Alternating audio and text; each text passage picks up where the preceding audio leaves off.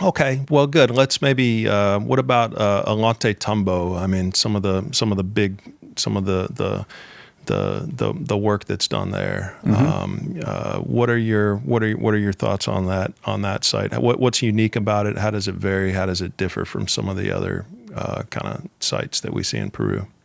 Well, most of the sites where we find megalithic construction, the megalithic is at the bottom, and then the Inca is on top. At Ollantaytambo, it's actually the opposite. There are 6 giant stones up on the hill at Ollantaytambo proper, which were part of what they called the Sun Temple. And it's clear that that site was hit by a massive earthquake cataclysm in the very distant past that literally blew the place up. So that's all that's left is the northern part with the 6 stones in a row. There used to be an eastern wall, a western wall, and a southern wall. But whatever earthquake hit that place, it, basically blew it up. So what happened was the western wall, the eastern wall fell down, and the eastern wall, big megalithic blocks all broke. So when the Inca arrived there, probably in the 1200s AD maybe, they utilized the broken stone to build staircases going up to the so-called Sun Temple.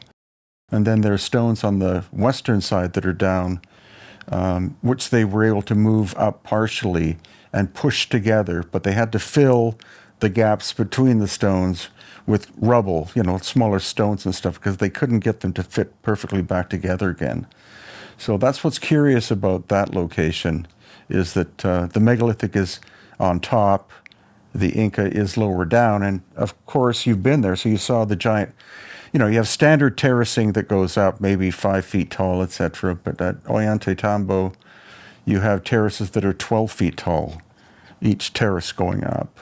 Yeah. They're so-called Royal Inca terracing. That's all Inca construction. There's no evidence of there being a megalithic staircase to get you from the valley floor up to where the Sun Temple was. So it appears it was simply a ramp at about a 40-degree angle. So how they were able to, shove these giant stones up there is very doubtful. Yeah. It's more, I think Ollantaytambo is an example of whoever the original ancient builders were, they were able to use levitation to move the stones from the quarry, which is on top of the mountain, the granite quarry on top of the mountain on the left-hand side of the picture there. And I think they had to levitate them across the valley, because the standard story is that it was like, thousands of people would wrap ropes around one of the giant blocks and move the stone down a makeshift trail that became the actual quarry trail down to the river, across the river, and then back up that hill. But another story is that during Inca times, one of the Inca rulers decided that he was so powerful that he was going to replicate how the megalithic work was done. So he had something like 1,000 men go up to the quarry, where there still are actually some big unfinished blocks located, and told them to wrap ropes around it. And so as they were moving the stone down the hill, they got too close to the edge, and supposedly the stone plummeted down several hundred feet, pulling all of the workers with them. And when the Inca found out about that, he decided that he wasn't going to try to copy what the ancients had done, because they couldn't.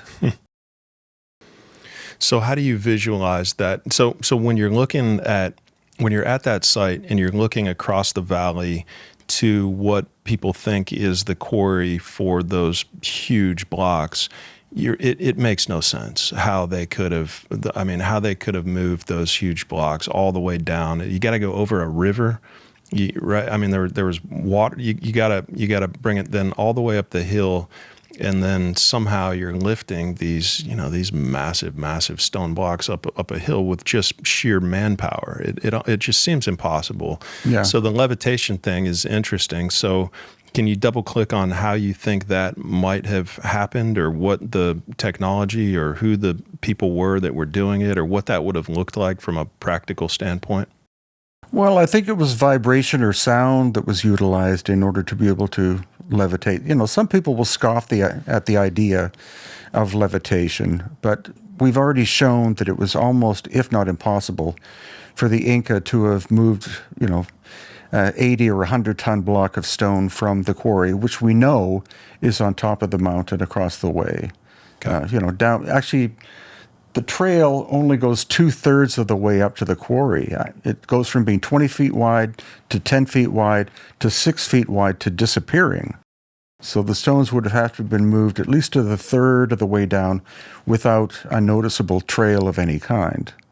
So, I believe that someone or something in the distant past had the capacity to be able to resonate energy of some kind based on whatever the composition of the stone was, like whether they focused on the quartz content or the some other mineral content, to be able to not even necessarily levitate, but at least to be able to neutralize gravity, so that these things became like styrofoam blocks to be able to move them.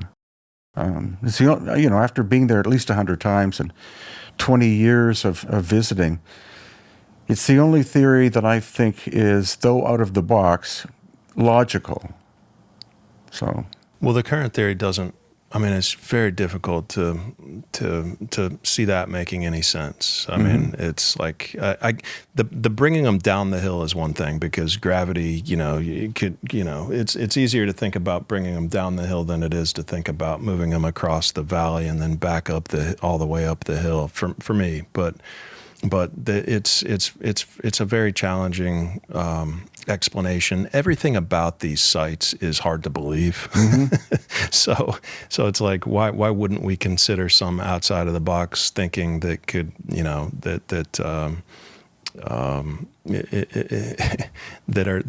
that's equally as unbelievable as the sites themselves.